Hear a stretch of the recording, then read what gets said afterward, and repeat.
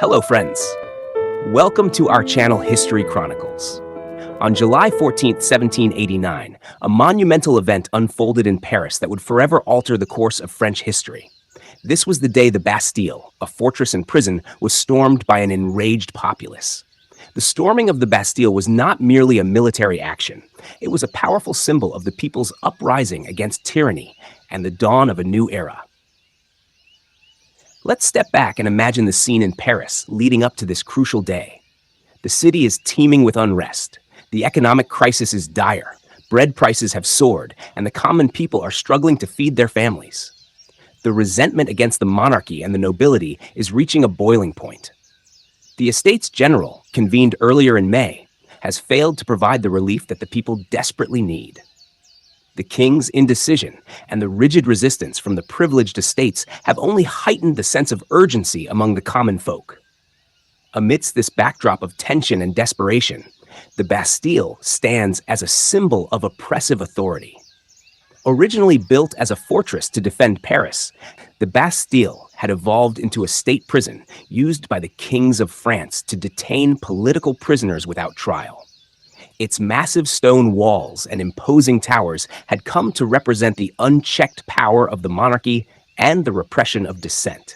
The storming of the Bastille was not a spontaneous event, but the culmination of rising frustration and calculated planning.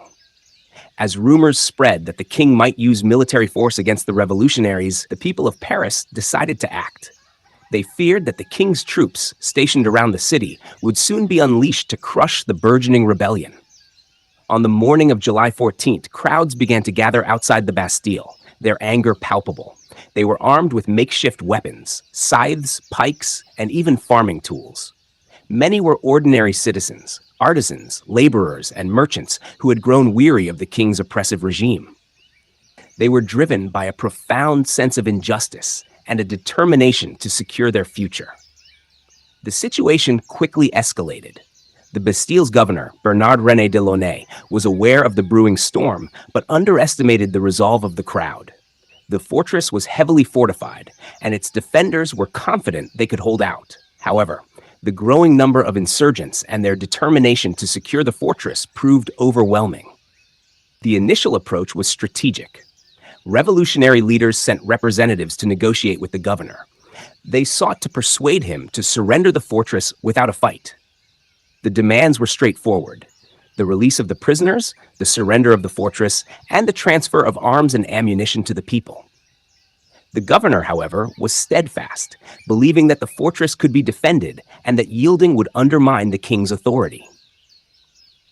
Negotiations quickly broke down, and the crowd's patience began to wear thin. The tension mounted as the mob's shouts and demands grew louder.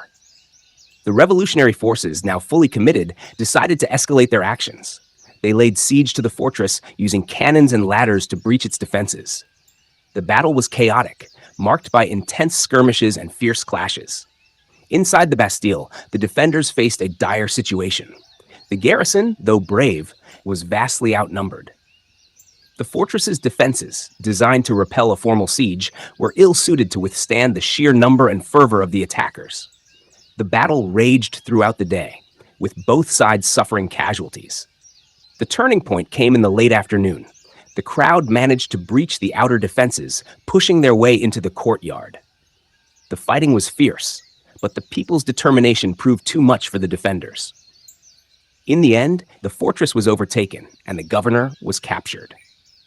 The fall of the Bastille was a resounding victory for the revolutionaries. It was not just a military triumph, but a profound symbolic victory. The capture of the fortress and the weapons it held was a powerful statement against the tyranny of the old regime. The Bastille, once a symbol of royal oppression, had been transformed into a symbol of the people's power and their resolve to fight for their rights. As the news of the Bastille's fall spread, it ignited a wave of enthusiasm across France. The people celebrated their victory with fervor, viewing it as the dawn of a new era of liberty and justice. The fall of the Bastille became a rallying point for the revolution, uniting various factions of the populace in their quest for change. In the days following the storming of the Bastille, Paris and other cities across France witnessed a series of uprisings and reforms. The revolutionary spirit, once sparked by the fall of the fortress, began to spread. The people demanded further changes, and the old regime found itself increasingly unable to maintain control. The storming of the Bastille also had significant international repercussions. It was seen as a dramatic manifestation of the revolutionary fervor that was sweeping through France. The fall of the Bastille symbolized the collapse of the old order and the birth of a new, more egalitarian society.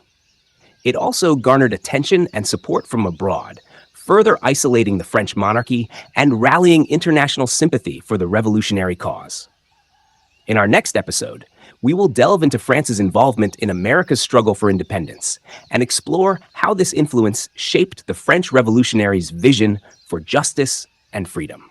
We will examine how the American fight for liberty inspired the French to seek their own path to justice and equality. Thank you for joining us on this journey through the French Revolution.